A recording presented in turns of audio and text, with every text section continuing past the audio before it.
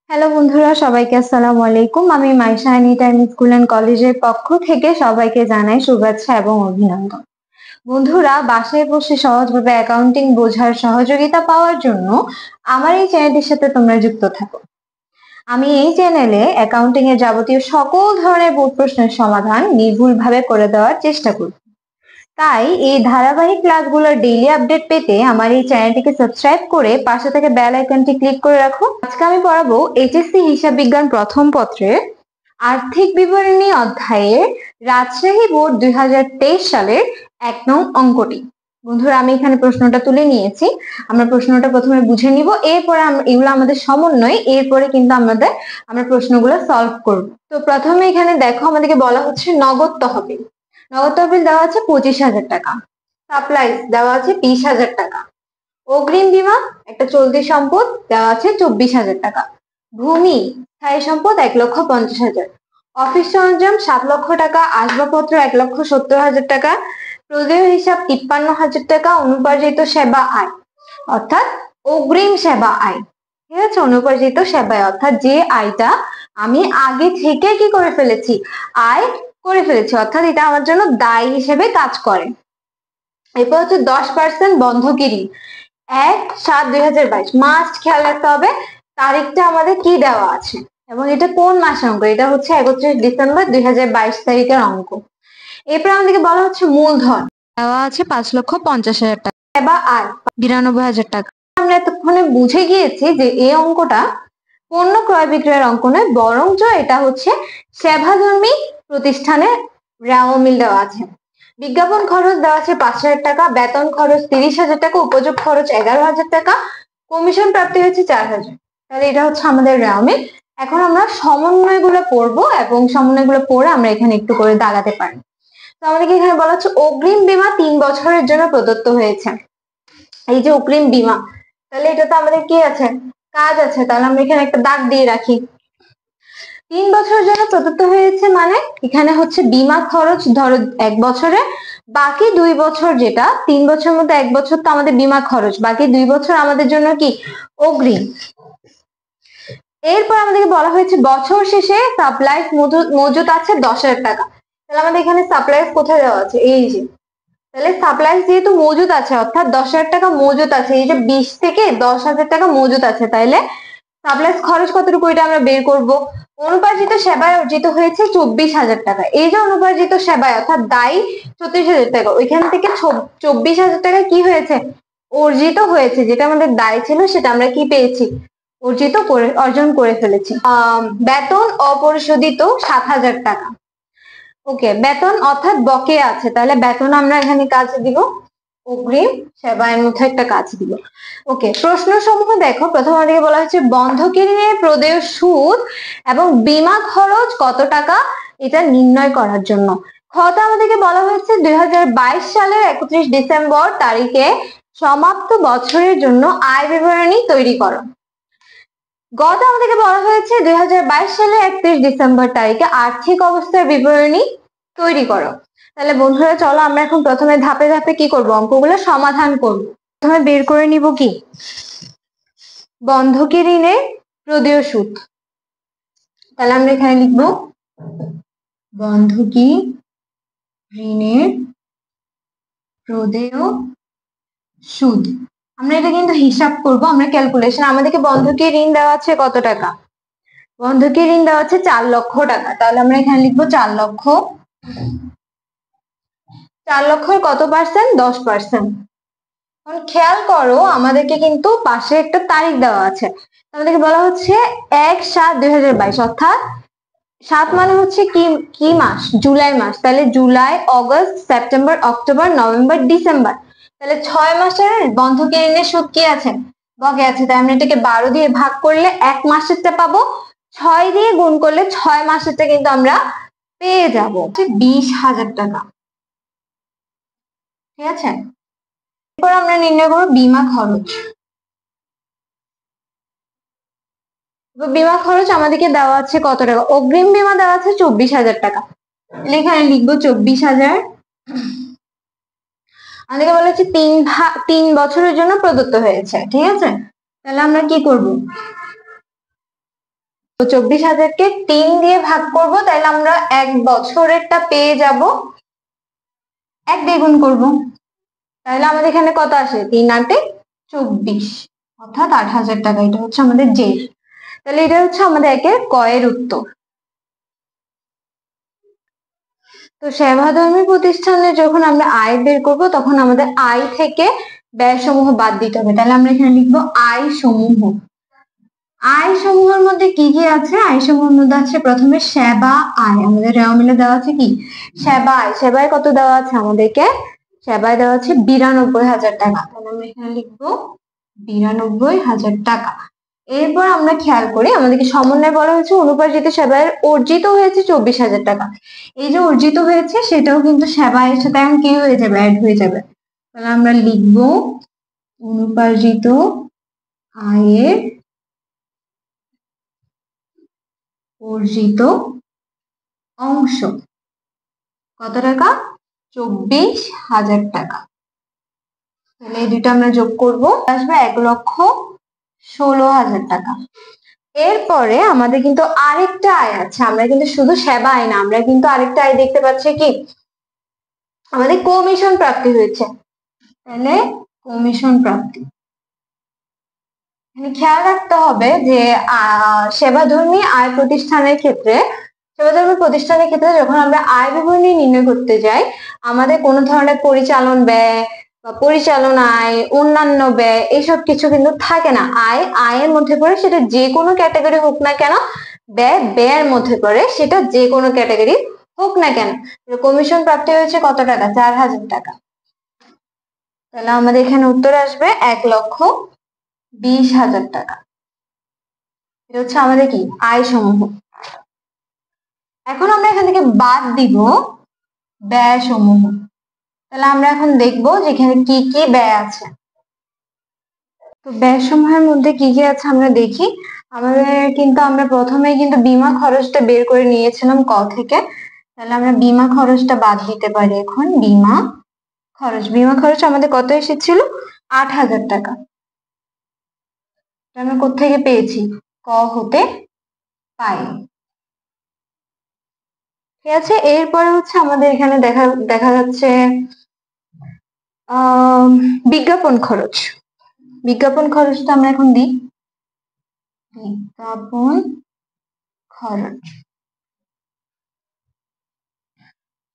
বিজ্ঞাপন খরচ দেওয়া আছে 5,000 টাকা। এরপরে আমরা এখানে দেখতে পাচ্ছি সাপ্লাইজ। তো সাপ্লাইজ এর ক্ষেত্রে এখানে কিন্তু আমাদেরকে সমন্বয় বলা আছে, বছর শেষে সাপ্লাইজ মজুদ আছে। তাহলে সাপ্লাইজ খরচ কত হবে? যেহেতু সাপ্লাইজ দেওয়া আছে 20,000, তার মধ্যে মজুদ আছে 10,000, তাহলে আমরা 20 থেকে 10 যদি বাদ দিই, অর্থাৎ মজুদের টাকাটা যদি বাদ দিই, আমরা আমাদের খরচের টাকাটা কি পেয়ে যাচ্ছি। এরপর হচ্ছে আমরা বন্ধকি ঋণের সুদ বের করেছিলাম। বন্ধকি ঋণের সুদ এটা আমরা কোথেকে পেয়েছি? ক হতে। তাহলে কত টাকা? আমাদের 20,000 টাকা। এরপরে কি আছে? বেতন খরচ। আমরা আমাদের মিলে কিন্তু দেখতে পাচ্ছি বেতন খরচ নামে আছে, তার সাথে একটু সমন্বয় যুক্ত আছে, এটা হচ্ছে বেতন অপরিশোধিত। তাহলে আমরা এটাকে কি বলতে পারি? বকেয়া। তাহলে বেতন দেওয়া আছে 30,000 টাকা, বকেয়া দেওয়া আছে আমাদের 7,000 টাকা। তাহলে টোটাল আমাদের কত আসে? 37,000 টাকা। তাহলে টোটাল আমাদের 37,000 টাকা আসে। এরপরে আমাদের এখানে আরেকটা আছে উপযোগ খরচ। উপযোগ খরচটাও কিন্তু আমাদের জন্য ব্যয়। তাহলে আমরা এখানে লিখবো উপযোগ খরচ কত দেওয়া আছে? 11,000 টাকা। তাহলে এখন আমরা সবগুলা ব্যয় কি করবো? একসাথে যোগ করব। 8, 5, 10, 20, 37, 11, টোটাল আসে কত? 91,000, 91,000 টাকা। তাহলে 91,000 টাকা আমি বাদ দিব। তাহলে 1,20,000 থেকে যখন আমি 91,000 টাকা বাদ দিব, আমার উত্তর আসবে 29,000 টাকা। এটাই হচ্ছে আমাদের একের ক্ষয়ের উত্তর। তো এখন আমরা সলভ করব একের গ। আমাদেরকে বলা হয়েছে আর্থিক অবস্থা বিবরণী নির্ণয় করার জন্য করব। তো একের গতে আমাদের ফার্স্টে কিন্তু সম্পদ সমূহ আসে। আমরা জানি আমরা সম্পদ থেকে কি বাদ দিই, আমরা একটা ইকুয়েশন জানি না, a equal to l plus ও ই। এখন এখানে a হচ্ছে সম্পদ, l হচ্ছে দায়, ও ই হচ্ছে মালিকানা সত্ত্ব। তাহলে আমরা প্রথমে সম্পদের পরিমাণটা বের করব। তাহলে সম্পদের পরিমাণের আগে আমরা লিখবো স্থায়ী সম্পদ।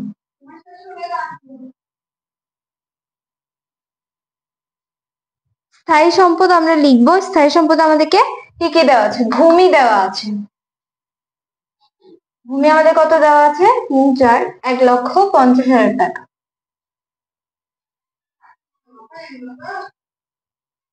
এরপর আমাদেরকে দেওয়া আছে অফিস সরঞ্জাম। অফিস সরঞ্জাম, অফিস সরঞ্জাম দেওয়া আছে কত টাকা, 7 লক্ষ টাকা। এরপর দেওয়া আছে আসবাবপত্র। আসবাবপত্র কত দেওয়া আছে, 1,70,000 টাকা। তাহলে এখন আমরা তিনটায় কি করব, যোগ করব। তাহলে তিনটে যখন আমরা যোগ করি আমাদের কত টাকা আসে, 10,20,000 টাকা। 10,20,000 টাকা, এটা হচ্ছে আমাদের স্থায়ী সম্পদ। এখন আমরা বিনিয়োগ আছে কিনা দেখবো, বিনিয়োগ নাই। এরপর আমাদের আছে চলতি সম্পদ। তাহলে আমরা এখানে লিখবো চলতি সম্পদ। চলতি সম্পদের মধ্যে কি কি আছে, প্রথমে আমাদেরকে কিন্তু নগদ তহবিল দেওয়া আছে। তাহলে আমরা লিখবো নগদ তহবিল।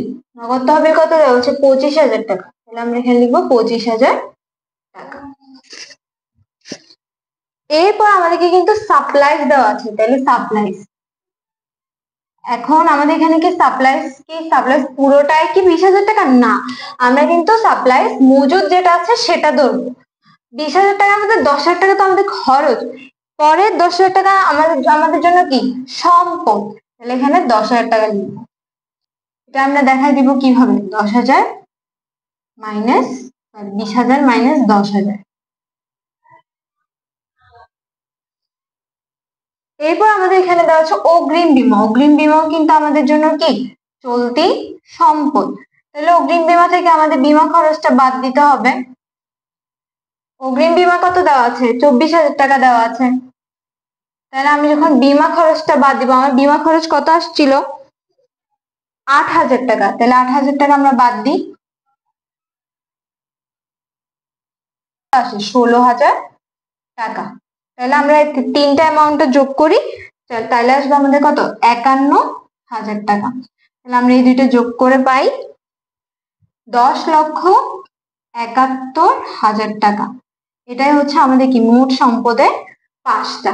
এখন আমরা নির্ণয় করব দায় ও মালিকানা সত্ত্ব। তাহলে আমাদের এখানে দায় ও মালিকানা সত্ত্ব, প্রথমে আমরা মালিকানা সত্ত্বটা বের করব। মালিকানা সত্ত্বর মধ্যে আমাদেরকে কি দেওয়া আছে, মূলধন দেওয়া আছে। প্রথমে সবার আগে আমরা কি লিখতে হয়, মূলধন লিখতে হয়। মূলধন কত দেওয়া আছে আমাদেরকে, 5,50,000 টাকা। সাথে আমরা এখানে কি করব, নিট লাভটা যোগ করব, যেটা আমরা কোথায় পেয়েছি, খতে পেয়েছি। নিট লাভ কত ছিল আমাদের, 29,000 টাকা। তাহলে 29,000 টাকা এখানে আমরা কি করব, যোগ করে দিব। তাহলে যোগ করলে কত আসে, 5,79,000 টাকা। এরপর হচ্ছে আমরা কিন্তু আমাদের দায় নির্ণয় করব। তার মধ্যে আমাদের এখানে দীর্ঘমেয়াদী দায়ের মধ্যে দুইটা ক্যাটাগরি থাকে, একটা হচ্ছে দীর্ঘমেয়াদী দায় আর একটা হচ্ছে চলতি মেয়াদী দায়। এখন এইখানে দীর্ঘমেয়াদী দায় আছে 10% বন্ধকি ঋণ। আমরা লিখবো দীর্ঘমেয়াদী দায় 10% বন্ধকি ঋণ 1/7/2022। কত দেওয়া আছে আমাদেরকে, 4 লক্ষ টাকা। এটাও রাখলাম। এরপর আমরা বের করব চলতি দায়ের। চলতি দায়ের মধ্যে কি কি আছে, প্রদেয় হিসাব। প্রদেয় হিসাব কত টাকা, প্রদেয় হিসাব দেওয়া আছে আমাদের কত টাকা, 53,000 টাকা।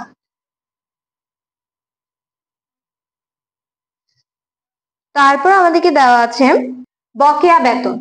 আমাদের এখানে বেতন কি হয়েছে, অপ্রশোধিত না, আমরা লিখবো বকেয়া বেতন। বকেয়া বেতন কত টাকা? 7,000 টাকা। বন্ধকি ঋণের সুদ, বন্ধকি ঋণের সুদও কিন্তু কি প্রদেয় সুদ, আমাদের জন্য চলতি দায়। বন্ধকি ঋণের প্রদেয় সুদ কি? চলতি দায়। কত টাকা? 20,000 টাকা। এরপর লাস্ট বাট নট লিস্ট আমাদেরকে দেওয়া আছে অনুপার্জিত সেবা আয়। অনুপার্জিত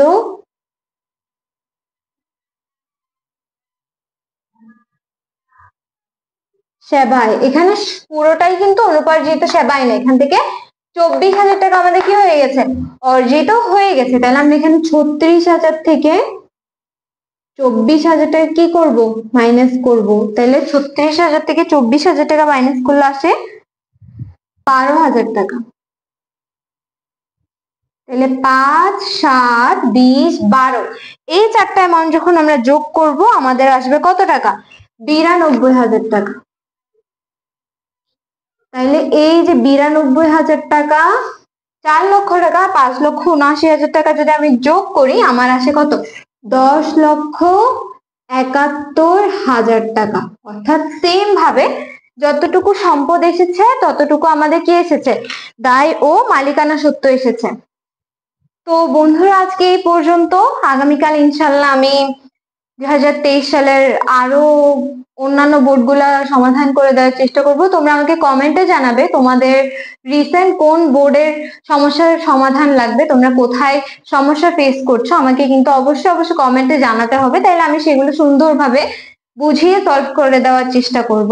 আর আমার এই চ্যানেলটিকে সাবস্ক্রাইব করে রাখবে এবং পাশে থাকা বেল আইকনটি ক্লিক করে রাখবে, যখনই আমি নতুন ভিডিও দেবো তোমরা যাতে সাথে সাথে নোটিফিকেশন পেয়ে তোমাদের সমস্যাটা কি করতে পারো? সমাধান করে ফেলতে পারো। তাহলে আজকে এই পর্যন্তই, ঠিক সময় দেখা হবে ইনশাল্লাহ। ততদিন পর্যন্ত সুস্থ থাকবে, ভালো থাকবে। আল্লাহ হাফেজ। আসসালামু আলাইকুম সবাইকে।